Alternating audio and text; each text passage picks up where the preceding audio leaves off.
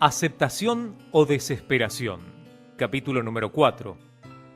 Quizá el ejemplo más dramático, dice el Dr. Dobson, relacionado con el tema que estamos considerando, ocurrió en la vida del gran patriarca Abraham, que hace más de 5.000 años atrás quedó registrado en la historia. Nuestro interés en su historia se concentra en la esterilidad de su esposa Sara. Ella permaneció siendo estéril durante los años en que normalmente las mujeres tienen hijos, lo que continuamente la hacía sentirse afligida y avergonzada. Pero cuando Abraham tenía 65 años de edad, comenzó a recibir las promesas de Dios acerca de que llegaría a ser el padre de una gran nación y que en él serían benditas todas las naciones de la tierra, como lo dice Génesis 12, versículos 2 y 3.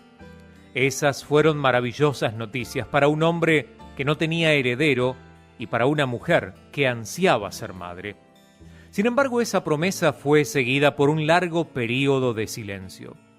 Finalmente, el Señor visitó de nuevo a Abraham y le dijo: «Porque toda la tierra que ves la daré a ti y a tu descendencia para siempre, y haré tu descendencia como el polvo de la tierra, y si alguno puede contar el polvo de la tierra, también tu descendencia será contada».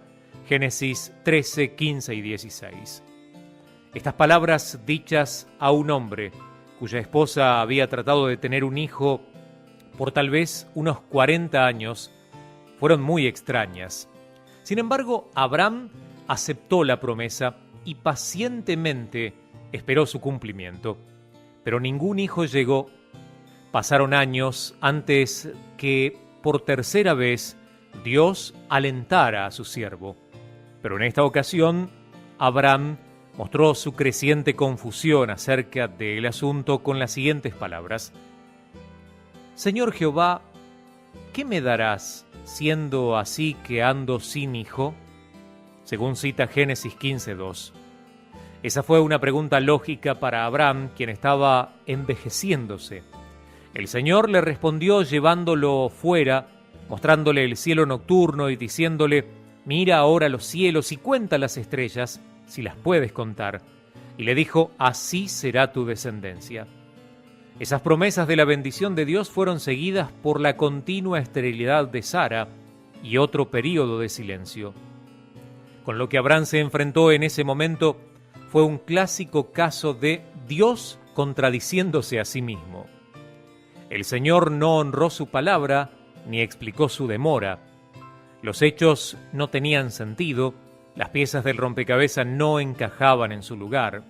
Sara ya había estado en el tiempo de la menopausia, lo cual definitivamente había puesto fin a sus esperanzas de llegar a ser madre. Para ese entonces, ella y su esposo eran muy viejos, y podemos imaginarnos que en su pasión sexual hubo seguramente algún tipo de disminución. A pesar de esos obstáculos que hacían cada vez más improbable que Sara tuviera un hijo, la Biblia nos dice que Abraham creyó a Jehová y le fue contado por justicia. Génesis 15:6. El resto del relato es una de las historias bíblicas más hermosas conocidas.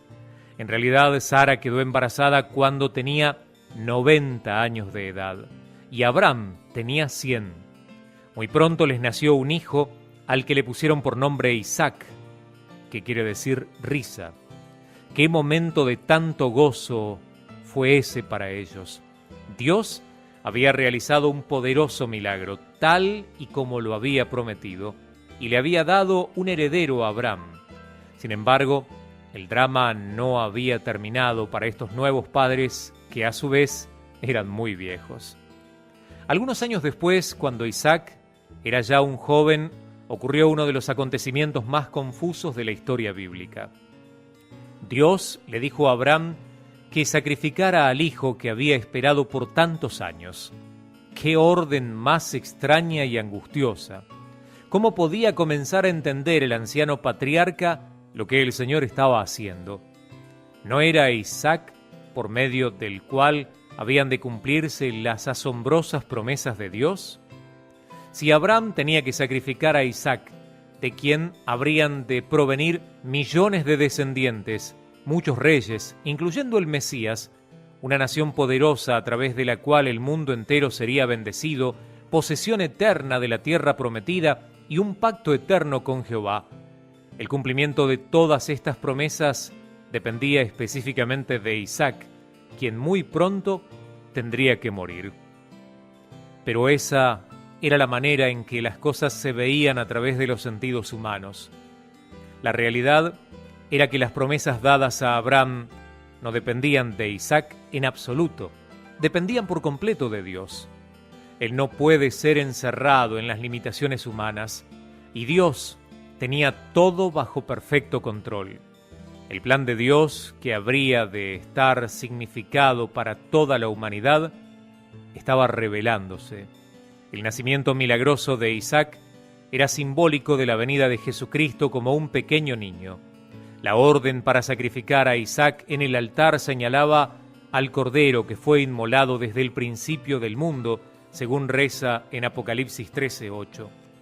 Cuando Isaac llevó sobre sus espaldas la leña que sería utilizada para el fuego que habría de quemar su cuerpo, estaba profetizando el momento cuando, 2000 años más tarde, Jesús llevaría su propia cruz hasta el Calvario. Su disposición a ser sacrificado por su anciano padre fue simbólica del sometimiento del Mesías a su padre y a sus verdugos. Incluso, algunos teólogos creen que se suponía que el sacrificio de Isaac habría ocurrido en el mismo lugar de la crucifixión de Jesús. Todos los elementos de esta historia tuvieron un significado profético. Por supuesto, Abraham no comprendió nada acerca del plan de Dios. Teniendo en cuenta su confusión y lo que estaba en juego para él, es asombroso que este hombre fiel a Dios obedientemente habría llevado a cabo el sacrificio de Isaac si no hubiera intervenido un ángel. Uno de mis pasajes bíblicos favoritos, dice el Dr. Dobson, autor de este libro, resume este acontecimiento desde la perspectiva de los tiempos del Nuevo Testamento. Casi 2000 años después, el apóstol Pablo describió a Abraham de la siguiente manera: y no se debilitó en la fe al considerar su cuerpo, que estaba ya como muerto, siendo casi de 100 años, o la esterilidad de la matriz de Sara. Tampoco dudó por incredulidad de la promesa de Dios, sino que se fortaleció en fe, dando gloria a Dios, plenamente convencido de que era también poderoso para hacer todo lo que se le había prometido, por lo cual también su fe le fue contada por justicia. Romanos 4, 19 al 22. En otras palabras, Abraham creyó a Dios, incluso cuando lo que le había dicho no tenía sentido. Los hechos decían claramente: es imposible que esto suceda. El Señor le había hecho vanas promesas, aunque durante 25 años no hubiera ningún tipo de señal de que lo que le había prometido fuese a ocurrir. Preguntas sin respuestas y contradicciones inquietantes se arremolinaban en la mente de este buen hombre. No obstante, Abraham no dudó, no tuvo incredulidad. ¿Por qué?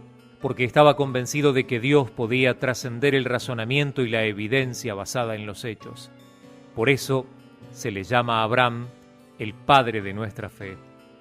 Bueno, dejemos de hablar de Abraham y de su esposa Sara. ¿Qué podemos decir de usted y de mí y de los tiempos en que vivimos ahora? ¿Hay alguna lección para la humanidad en estos acontecimientos históricos?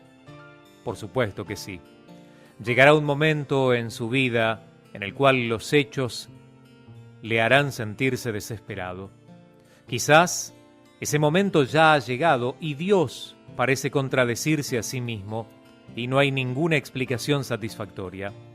No todas las personas experimentan la misma clase de confusión, pero nadie puede evitar hallarse en una cierta crisis de algún tipo importante de magnitud.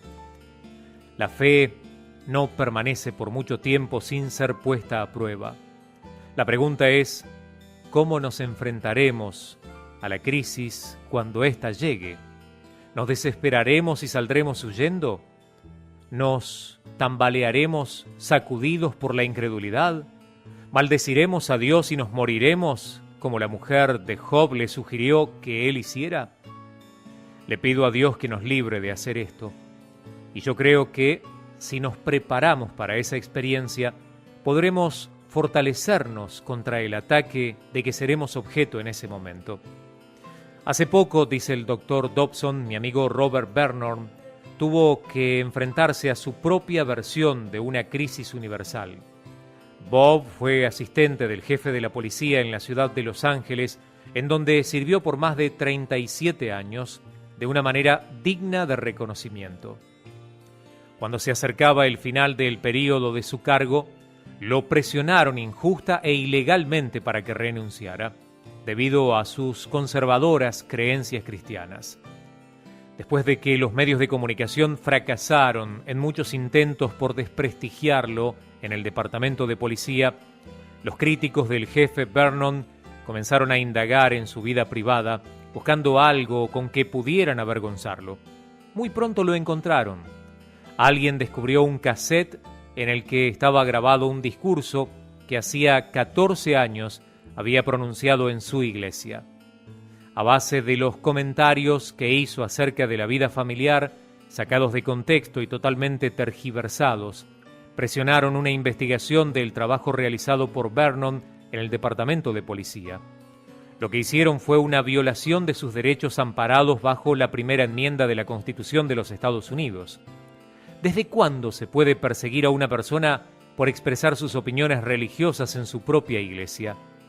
Esa pregunta está siendo considerada ahora por los tribunales, pero también estos mostraron evidencia de parcialidad en aquel entonces.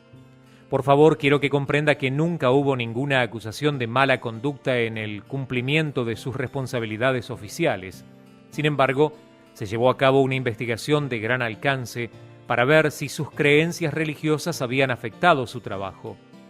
Finalmente, fue exonerado de todo mal comportamiento, pero su liderazgo quedó tan perjudicado por la investigación que tuvo que renunciar. Reconozco personalmente al jefe Vernon y puedo decir con toda seguridad que lo hicieron abandonar su puesto simplemente por causa de su fe, a pesar de sus 37 años de servicio intachable. La experiencia que tuvo el jefe Vernon nos brinda la oportunidad de examinar un caso clásico de fe bajo fuego. Su situación tiene todas las características típicas: un acontecimiento muy inquietante, un elemento de injusticia, ¿por qué tiene que sucederme esto a mí?, un Dios silencioso que pudo intervenir pero no lo hizo, y un montón de preguntas sin respuestas. ¿Ha tenido usted esta clase de experiencia alguna vez? Hace poco le pedimos a Bob que hablara en un servicio de capilla para los empleados de Enfoque a la Familia, y él escogió hablar de sus propias dificultades. Creo que sus observaciones serán muy útiles para usted, especialmente si en este momento está teniendo sus propias pruebas. Lo que sigue es lo que este veterano de la policía le dijo a los miembros de nuestro personal. Cuando ya se veía que muy pronto Darrell Gates renunciaría como jefe de la policía, un artículo apareció en una revista de Los Ángeles. Decía así: los que están deseosos de librarse de Gates deben fijarse bien en quién es el que está esperando la entrada en escena. Es un individuo llamado Robert Vernon, que tiene creencias religiosas muy extrañas. Luego mencionaron 3 cosas que, según se dice, yo había hecho y dicho en un discurso grabado 14 años antes. Me mantengo firme en lo que realmente dije y no estoy disculpándome por ello. Tomé esos conceptos de la palabra de Dios, pero la revista torció mis verdaderos comentarios y dijo: en primer lugar, él cree que la homosexualidad es un pecado. Eso es cierto. En segundo lugar, dijeron ellos, él cree que las mujeres deben someterse a los hombres. Eso no es cierto. Yo me había referido a lo que la Biblia dice acerca del sometimiento mutuo en la relación matrimonial. En tercer lugar, mis críticos tergiversaron lo que había dicho sobre la disciplina de los hijos. Yo estaba hablando de un padre que no había cumplido la promesa que le había hecho a su hijo y lo provocó a ira. Cuando el hijo se rebeló contra el padre, Este le dijo: si tienes a un hijo rebelde, tienes que quebrar su voluntad, y para hacer eso tienes que golpearlo. Yo estaba citando lo que ese padre había dicho. Esas no eran mis palabras. Después dije: quien estaba equivocado en esta situación, ¿quién era? El padre estaba equivocado, no el hijo, indudablemente. Sin embargo, la revista me atribuyó las palabras del padre a mí. Y luego concluyó diciendo: esto es lo que el jefe Vernon cree acerca de criar a los hijos. Ellos editaron de tal forma la grabación que los oyentes solo escucharon mi voz recomendando que golpeáramos a nuestros hijos hasta quebrar su voluntad. Les dijeron a los medios de comunicación: aquí está la grabación, se la dieron editada, quienes la dieron a conocer ampliamente. Esa fue una maniobra muy hábil. Como resultado, mi reputación fue gravemente dañada. Finalmente tuve que abandonar el Departamento de Policía de Los Ángeles y no he podido conseguir trabajo de policía en ningún otro lugar. Recientemente hice mi solicitud para un puesto en la parte norte de Denver, pero ni siquiera me llamaron para entrevistarme. Es que soy un chiflado religioso, creo cosas raras. Ahora sé que fue lo que Salomón quiso decir cuando dijo: más vale un buen nombre que las muchas riquezas. La cita de Proverbios 22:1. Incluso tengo amigos cristianos que han escuchado en la radio la grabación y me han dicho: sabemos que lo negaste, Bob, pero nosotros te oímos decir que se debe golpear a los niños hasta quebrar su voluntad. Traté de explicarles, pero a veces es difícil hacer que las personas comprendan la verdad. Tengo que confesarles algo. No solamente me deprimí por causa de esta situación, sino que también me enojé con Dios, y eso no estaba bien. Aproximadamente en ese tiempo tuve una experiencia que me ayudó a aclarar algunas de las cosas que estaban en mi mente. Mi hijo y yo decidimos flotar por el río Colorado en una balsa. Ese fue un viaje dramático, puedo asegurárselos. Comenzamos el viaje con 18 amigos en un lugar llamado Lee Ferris. Cuando comenzamos a flotar para llevar a cabo el viaje que duraría 8 días, alguien dijo: bueno, todos estamos comprometidos. Seguro que lo estábamos. Al llegar al tercer día hubo algunos que estaban hartos del viaje, pero no podían hacer nada. No había ninguna manera de salir de aquel cañón a no ser río abajo. Así obra el Señor cuando nos enfrentamos con un momento de dificultad. No debemos ponernos a pensar en cómo salir del aprieto. Simplemente permanezcamos firmes en nuestro compromiso y podremos salir del problema a su debido tiempo. Había algunos lugares extremadamente turbulentos a lo largo del río. Por ejemplo, en Lava Falls, la balsa descendió verticalmente 11 metros con una distancia de más de 22 metros. Cuando nos acercábamos al lugar, un lugar como estos, el capellán de la balsa, llamado Robin, decía: Este es uno de los que va a ser bueno. Lo que quería decir con eso era: todos vamos a quedar muertos. Finalmente llegamos a Kermit Falls, lugar que para nosotros fue el más violento a lo largo de todo ese río. De repente, pareció que Robin había perdido el control de la balsa. Justamente cuando comenzábamos a descender por los rápidos, la balsa cambió de dirección y comenzó a ir de lado en el peor de los momentos. Por un instante me sentí tentado a saltar afuera de la balsa. Realmente pensé que todos íbamos a morir. Entonces escuché el estruendo del motor de la balsa trabajando al máximo. Me di cuenta de que Robin había cambiado la dirección de la balsa a propósito.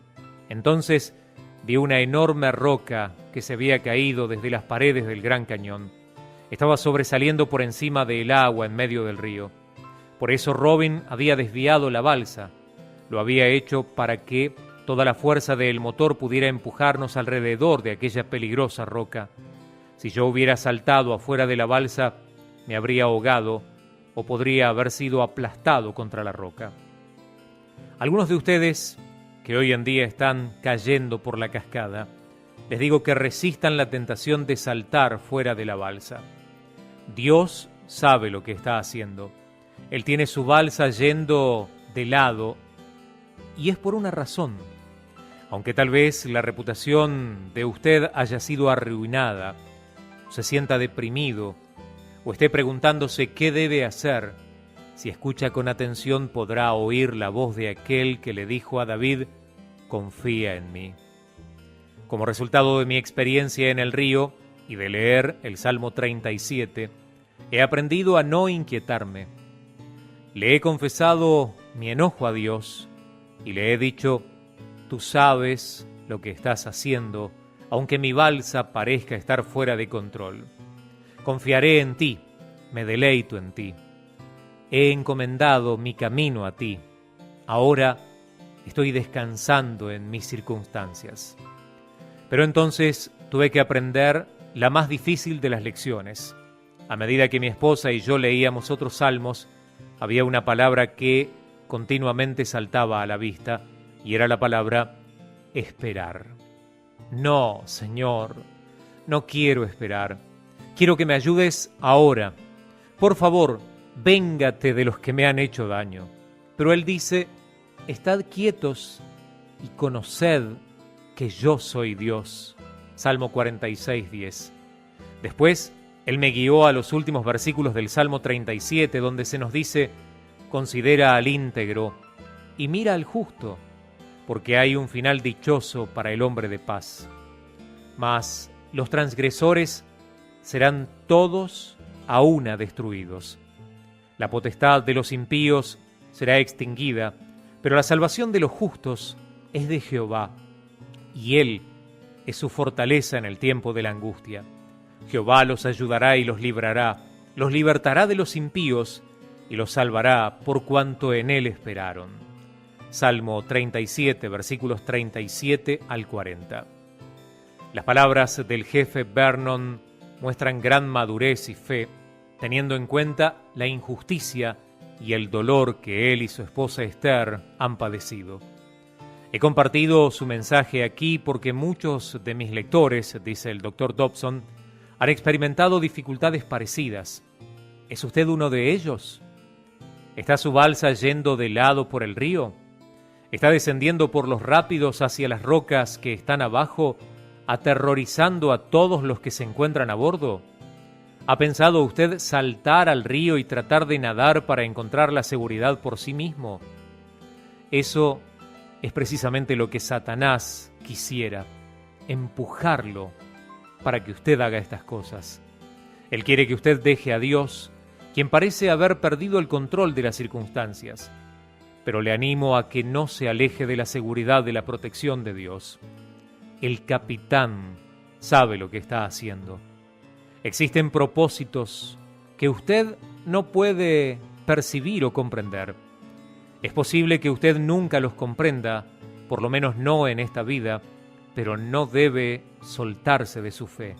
Después de todo, la fe es la convicción de lo que no se ve. Antes de seguir adelante, hay otro ejemplo de fe bajo fuego que creo que vale la pena considerar. Tiene que ver con algo que ocurrió en la familia del Dr. Jim Conway y su esposa Sally, y representa la experiencia de millones de personas en todo el mundo. Mientras que el jefe Vernon luchó contra la injusticia y la vergüenza profesional, el matrimonio Conway tuvo que hacerle frente a un problema mucho más grave. La vida de su querida hija se vio en peligro.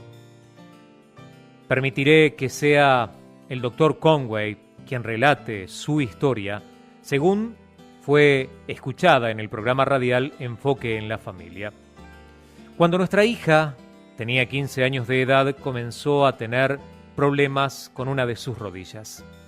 Durante año y medio la vieron varios doctores, tuvo distintos análisis y exámenes de tomografía axial computada. También le hicieron 2 extensas biopsias del tumor que le encontraron. Esperamos 2 semanas para poder saber los resultados de muchos laboratorios patológicos de todo el país que estaban estudiando su misteriosa protuberancia. Finalmente, una noche, nuestro médico vino a nuestra casa y nos dio noticias muy angustiosas. Dijo que Becky tenía un tumor maligno y que era necesario amputarle la pierna. Usted puede imaginarse cuán abatidos nos dejó eso a Sally y a mí. Me negué a creerlo. Decidí impedir esa cirugía orando hasta que Dios prometiera sanarla. No te van a amputar la pierna, le dije a Becky. Creo que Dios va a hacer un milagro. Él nos dijo que podemos venir a Él cuando tenemos problemas. Estoy absolutamente convencido de que no será necesario que te hagan esa cirugía. Entonces, nuestra iglesia comenzó a tener una vigilia de 24 horas en ayuno y oración. Miles de personas en todo Estados Unidos y en otros países habían orado por la curación de Becky.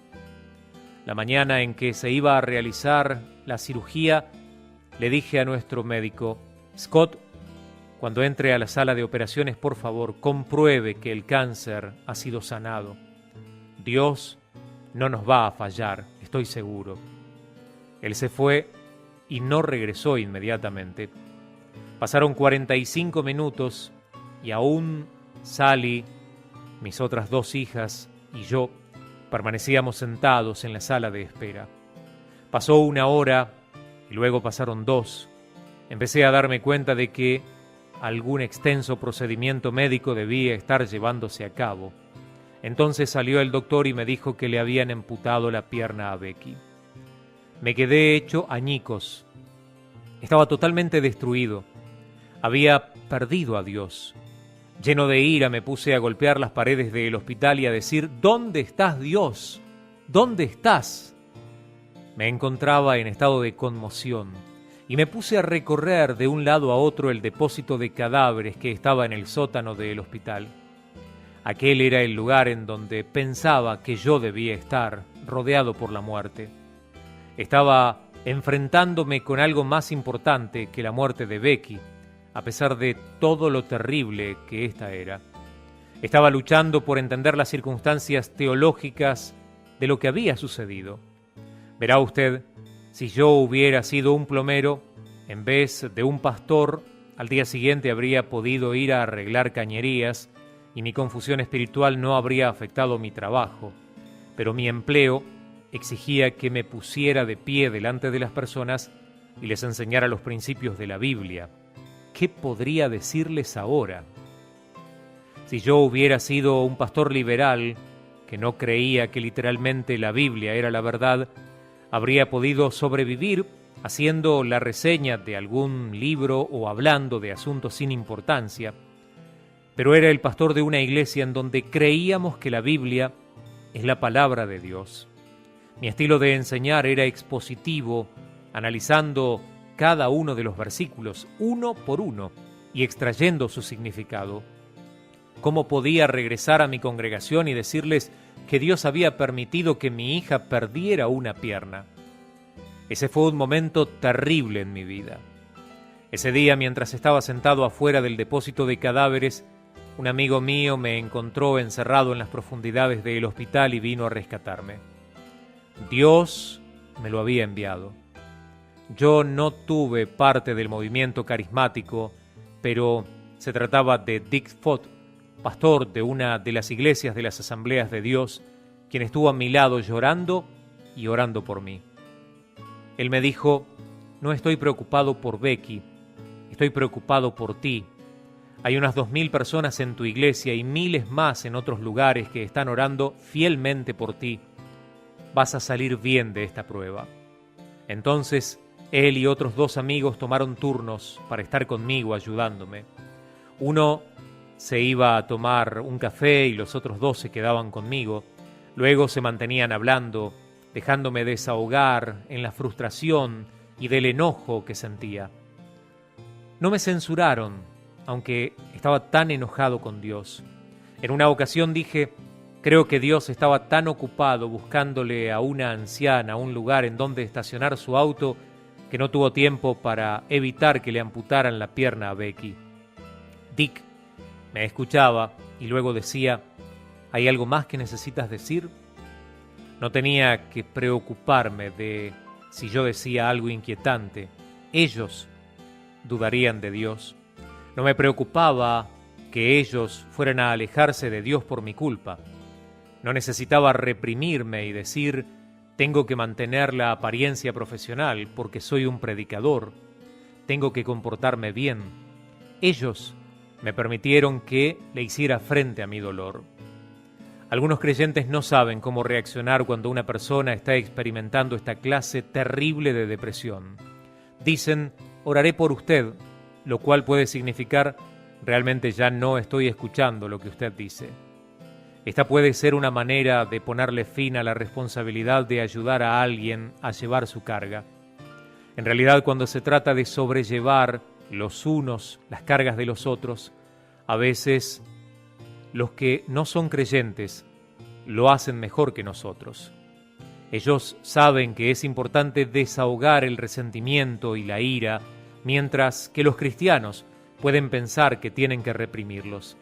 La Biblia nos dice, claman los justos, y Jehová oye, y los libra de todas sus angustias. Salmo 34, 17. También, después me molestaba que las personas me dieran explicaciones simplistas y comentarios poco serios con el fin de animarme.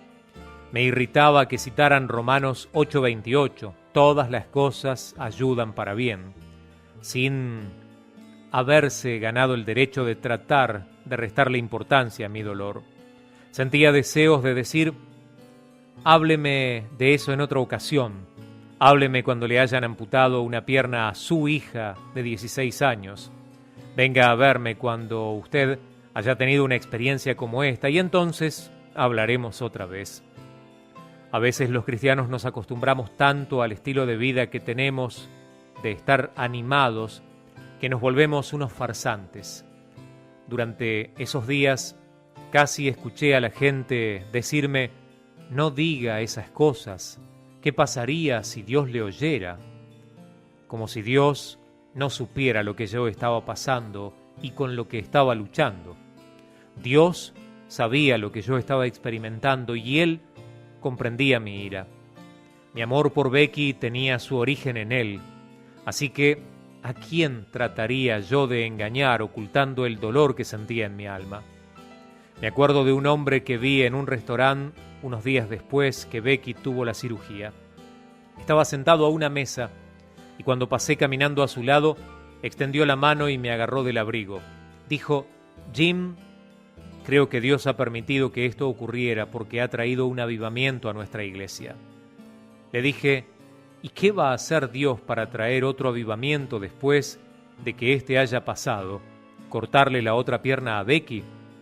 Y más tarde, un brazo. Y luego, el otro. No habría suficiente Becky para mantener avivada a cualquier iglesia si eso fuera lo necesario. Cuando uno comienza a buscar respuestas insignificantes como esas, se deshumaniza junto con las personas que lo sufren y se insulta a nuestro grandioso Dios que ama a los oprimidos y los cuida. No podía encontrar una explicación del por qué Becky tuvo que perder su pierna, pero sabía que las respuestas que me habían dado no eran las correctas. Probablemente lo más importante que aprendí durante todo este proceso es lo siguiente. Me di cuenta por completo de que solo tenía dos opciones. Una era continuar enojado con Dios y seguir el camino de la desesperación en que me encontraba. La otra era dejar que Dios fuera Dios y de alguna manera pudiera decir, no sé cuál es el significado de todo esto, no comprendo por qué ha ocurrido, no voy ni siquiera a pedir una explicación, he decidido aceptar el hecho de que tú eres Dios y yo soy tu siervo y no al contrario. Y dejé todo en las manos del Señor. Fue cuando decidí hacer eso que pude hacerle frente a mi situación. Reconozco francamente que después de todos los años que han pasado, aún tengo dudas con algunas cosas. Todavía el ver a mi hija saltando con una pierna me revuelve el estómago, pero he llegado a darme cuenta de que Dios tiene un propósito supremo y sencillamente yo no entiendo ese propósito. Estoy preparado a esperar hasta la eternidad, si fuera necesario, para recibir respuestas a mis preguntas. Como Job ahora puede decir, aunque Él me matare, en Él esperaré. La desesperación o la aceptación de la soberanía de Dios, esas son las alternativas. Permítame decirlo otra vez. Las alternativas son la desesperación o Dios. No hay ninguna otra opción y nuestra familia ha escogido aferrarse a Dios. Gracias a usted, Dr. Jim Conway, y a su esposa Sally y a su hija Becky por permitirnos compartir su dolor más profundo. Muy pocas veces hemos visto entre los cristianos tanta sinceridad y vulnerabilidad. Confío que Dios continuará usando la experiencia de ustedes para fortalecer la fe de aquellos que simbólicamente están sentados en el depósito de cadáveres. Todo en lo que han creído y depositado su esperanza ha sido atacado por las fuerzas del mal. Se ha derrumbado el fundamento filosófico y teológico sobre el cual descansaba todo. Así que, ¿qué pueden hacer ahora? Solo hay una respuesta, y es la conclusión a la que llegó el Dr. Jim Conway en su momento de crisis. No exija explicaciones. No cuente con su habilidad para comprender. No se suelte de su fe. Escoja confiar en Dios, usando la voluntad que Él ha puesto dentro de usted. La única otra alternativa es la desesperación. Si te gustó el video, deja tu like, puedes disfrutar de más devocionales y echarle un vistazo a los videos con testimonios, subimos audiolibros, películas y más recursos. Todo con el objetivo de que más gente conozca y disfrute la comunicación con Dios. Recuerda suscríbete e invita a tus amigos a ver este canal.